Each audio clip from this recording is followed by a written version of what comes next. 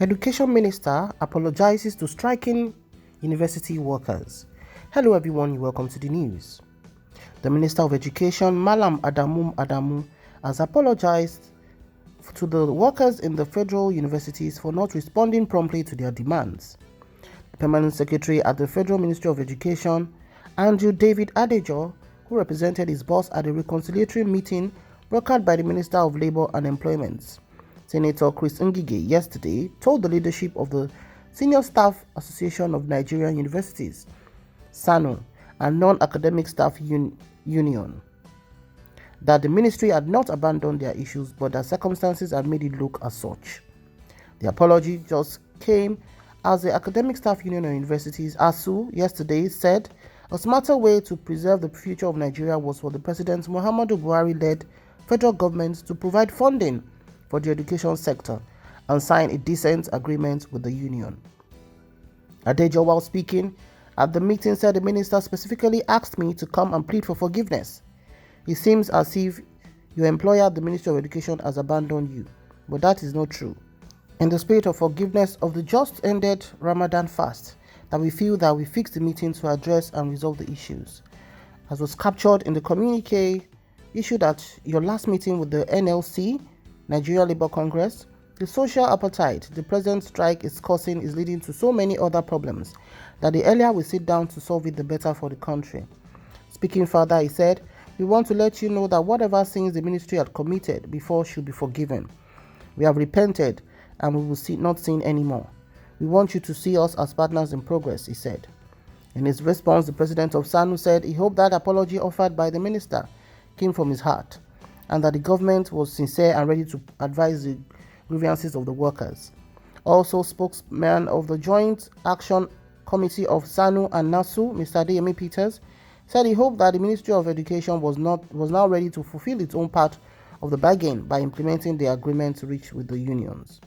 He thanked Ngige for all efforts to resolve the issues in dispute. "We believe that if the Ministry of Education and other relevant government agencies do their own part, the matter will be resolved once and for all," he added.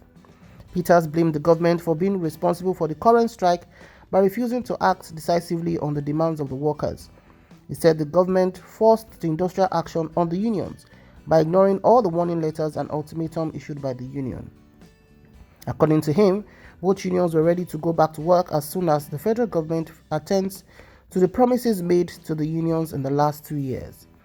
While welcoming the parties to the meeting, Ngige expressed optimism with the presence of the Ministry of Education at the discussion. A lot of progress will be made and the strike called off for school to open. Okay, so this is what they said. The reconciliatory meeting later went into a closed door session. Meanwhile, ASU has said a smarter way to preserve the future of Nigeria was for the federal government to provide funding and to reach a decent agreement. Okay, so this is what transpired between the Ministry of Education and the concerned bodies of the university workers, that's the SANU and NASU.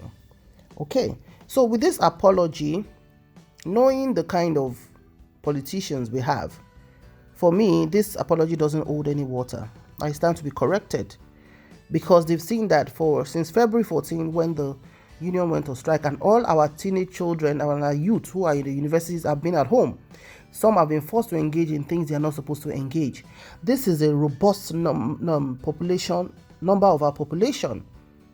Nigeria has a robust number of youth, and students in universities make up a chunk of them. Now, having all those children seated at home for several months, with the ministries toying with the dialogue processes that's been going on, shows that they are all very, very not responsible. They are begging now because election is drawing near and it's going to be a bad plus for the administration. This is saying without mincing words. We don't need to start, going about and all of that. They are a crop of leaders who are very, very, selfish. Their own children are abroad. I stand to be corrected. Adamu has his children. His children did graduation abroad. Very recently, the Kaduna State governor went for his child's graduation abroad, and they will have the audacity to spray such photos in front on their social media handles when our own children have been at home for several months with no hope in sight. I'm sure nobody can blame the university workers, because we are seeing 100 million spraying up left, right, and center as everybody is jostling for the post of presidency that has become free for all right now. And they did not deem it fit to say, look, as a country, let us look for something to do. Let these people go back to classes. At least let us secure, if Nigeria's education is secure and our medical sector is also secured, and then our electricity is secured, then every other thing will be easier.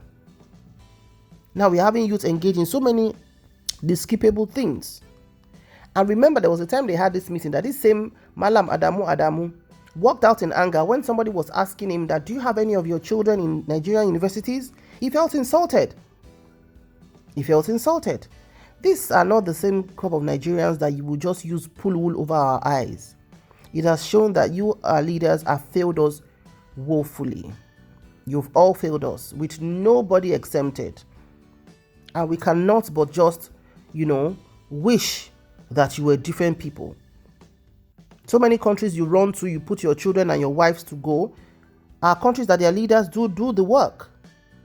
We are passed behind begging politicians to do their roles, because the truth is, whether people beg you from now to the eternity, you are not going to do the right thing. So really, there's no point.